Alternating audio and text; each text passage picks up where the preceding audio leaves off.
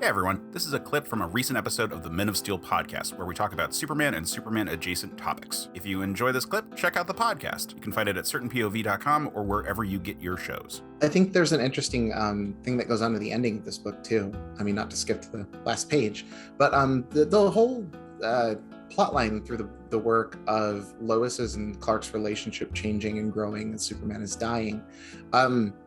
If you haven't read DC 1 Million and realized that there is a happy ending for those two, it comes quite sad and quite depressing. It's a very different thing when you have that knowledge in your hand, as there's supposed to be a little extra sprinkling on top of that ending where, you know, maybe the happy ending does come just somewhere else.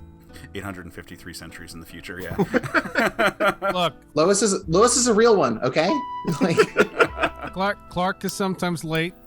We all know this. It's just a thing. You know, Barry Allen also, like, he was 20 years late on a date because the whole crisis thing, it happens. Like, sometimes it takes a while for the couple to get back together.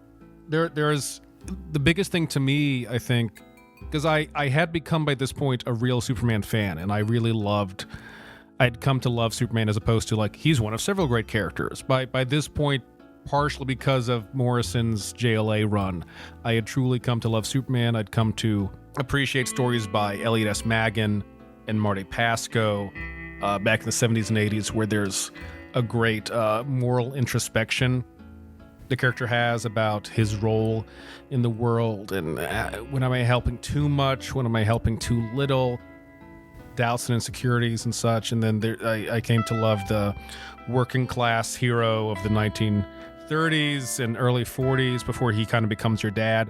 But All-Star Superman really, for me, emphasized Superman as science fantasy fairy tale.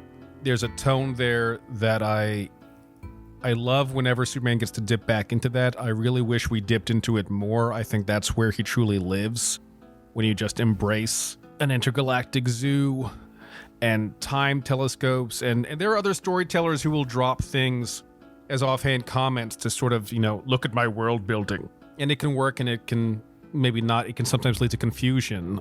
Whereas All-Star Superman just does such a great job of, there are so many things that are just throwaway.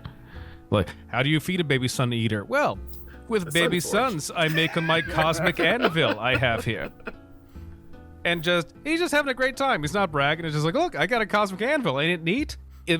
Morrison just knows how to drop things like that in such a way where you don't know the whole story, but it just seems like part of the myth. It seems you're giving the character a sense of mythology in the same way that can be done very effectively with some characters like Doctor Who or the Green Lantern Corps, of just sprinkle a few things here and there. But that also so many writers just don't do well. It can come off as either you're just saying words to sound cool, but I don't have any emotion to it, or you're overcomplicating things now. Yeah, and I think when I was first coming to appreciate Morrison content, I often mistook it for that kind of, like, oh, you're just saying words for the sake of it sounding cool or weird and so forth. And it's really, it's taken a while for me to see, like, how many aspects that they've incorporated or that they've come back around to explain, like where they'll drop a thing ahead of time for that world building. And it's just so nice to see this sort of, like, here is a thesis of Superman, and it's going to be great for all the people who have read it before. It's also going to be very accessible for someone who hasn't.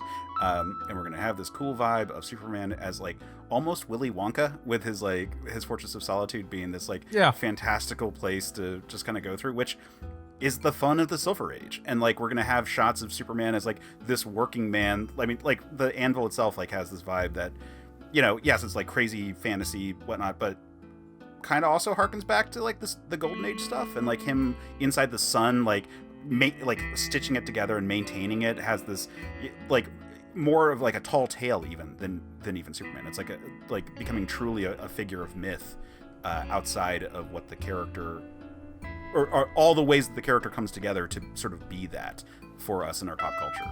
Well, because he's working. You're absolutely right. Like, between the anvil and that last image in the sun, Superman's at work. He's putting some sweat into it. It's not, I have a baby sun collection over here, or it's not, I have a machine It just It's not a spits giant out. gumball machine of suns Yeah, or something like giant that. gumball machine of sun. So I just press this button and it's cool. Or like, I'm using the time telescope just to send me little stars that, exist somewhere that doesn't matter.